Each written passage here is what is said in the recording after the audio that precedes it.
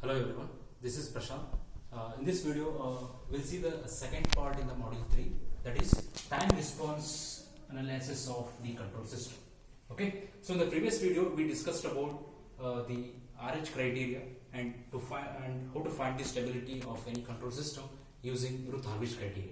So those are the things we have discussed in the previous videos. So today we deal with the topic time response analysis of first order and second order systems. Okay, so control system is mainly classified into two types based on the order of the system.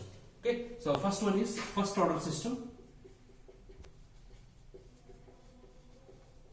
and second one is second order system. So these are classified based on the order of the system. So order of the system in the sense the order of the differential equations which describes the system.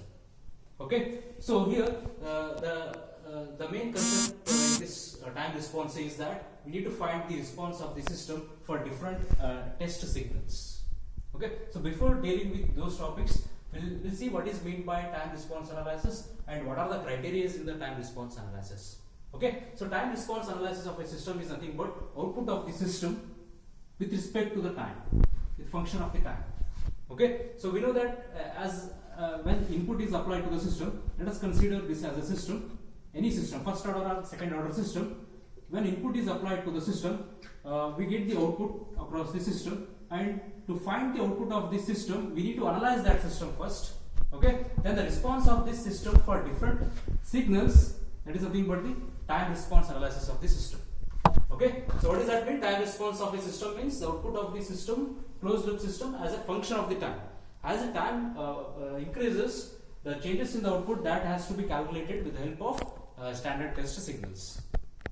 Okay, so mainly the response of a system is being divided into two parts. One is the transient response of a system, and second one is the steady state response of the system. Okay, so usually in control system, the input is represented as R of t and output is represented as C of t. Okay, input is represented as R of t and output is represented as C of t. So output is also called as a response of the system. That is the topic. Time response of the system. Okay, response of the system means output of the system for different time intervals. That is the time response analysis. Okay, it has been divided into two parts. One is transient response and second one is the steady state response. And the total response of any system, total response of any first order or second order system is being given as C of t equals to Ct of t. This is a transient response plus steady state response. Okay, so we will discuss these things with the help of one waveform.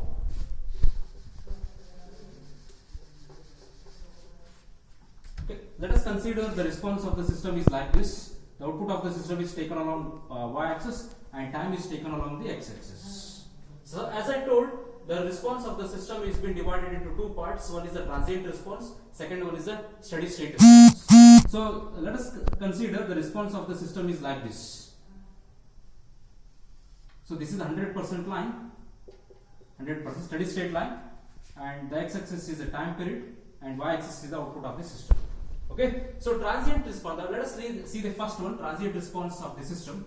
Transient response of the system is also called as a dynamic response of the system. Okay, it will vanish, it will become zero as the time t increases.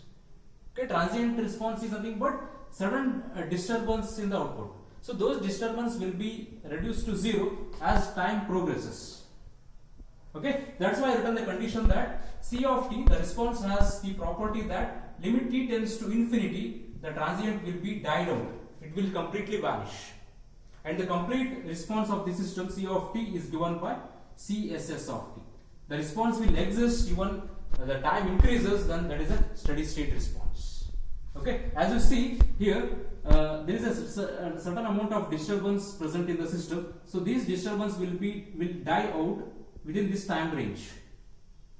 Okay, there is no transient after this time. It will be completely zero.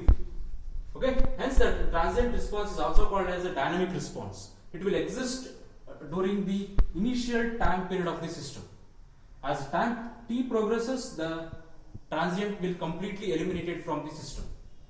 That is how the total response of the system as time increases, that is given by C of t equals to CSS of t. CSS of t stands for steady state response. Okay, CSS of t stands for steady state response and CT of t stands for transient response. The total response is the addition of these two sub responses. Okay, so once you get the idea of transient response and steady state response, then we can find the response of any control system when standard test signals are applied. So what I told? So when you get the information about the transient response and steady state response, so then we can find the response of any order of the system with the application of standard test signals.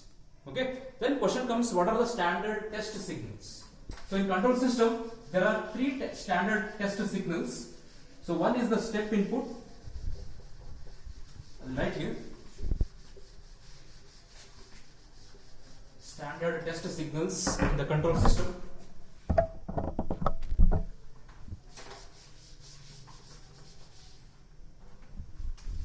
Let us take this as a system.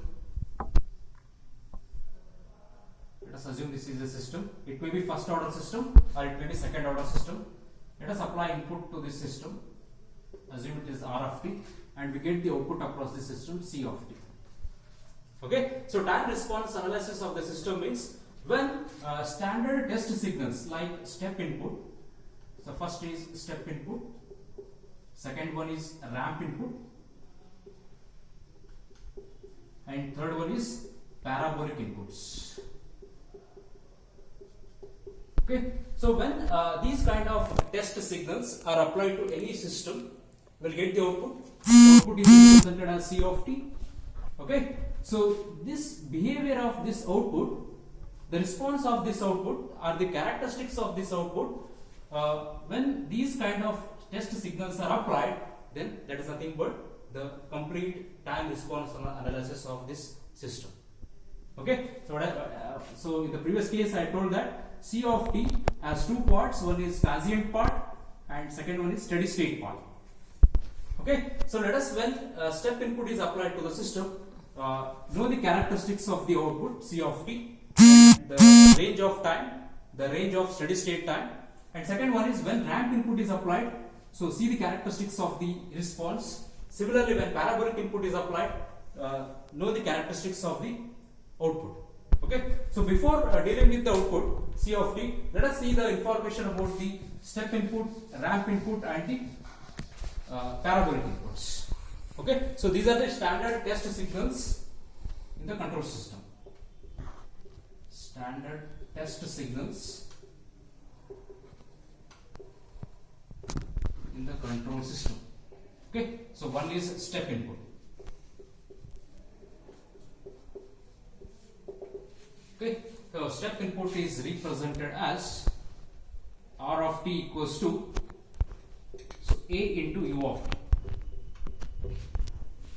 Okay, so it can be represented as, so magnitude of the input along y-axis and time along x-axis. Okay, suppose the step has a magnitude of A, so this is the representation of the step input. Okay, so step input represents an instantaneous change in the reference signal. Okay, for example, if we have a DC voltage of 5 volt, that 5 volt can be represented like this.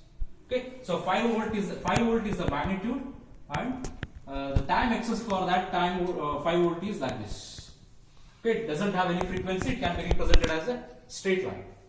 Okay, so mathematically it can be represented as R of t equals to, so A into U of t, step input is represented as U of t. So when t greater than 0, okay, so when during all the time periods the magnitude of the step input is same, it is 5 volt, or it's, let us take it as A, it remains same, it won't change when the time changes. Okay, so next condition is R of t equals to 0, so when time is less than 0. Okay, we don't have any signals when t is less than 0. Okay, this is the representation of the step input. Okay, so when these kind of test inputs are applied to the control system, then the behavior of those control systems we need to study. Okay, so this is about the step input. Second test signals in the control system is ramp input. see what is meant by ramp input.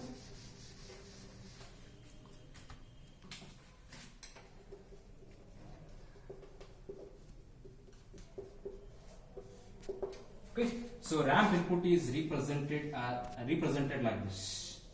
Okay, it continuously changes with the time.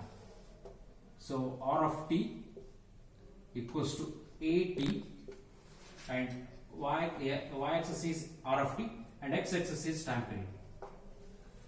Okay, so this is the representation of the ramp signal.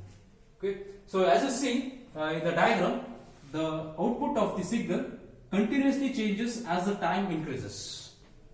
Okay, as the magnitude of the signal changes according with the time, then it is a ramp signal. Okay, so it can be represented as R of t equals to, so a into t.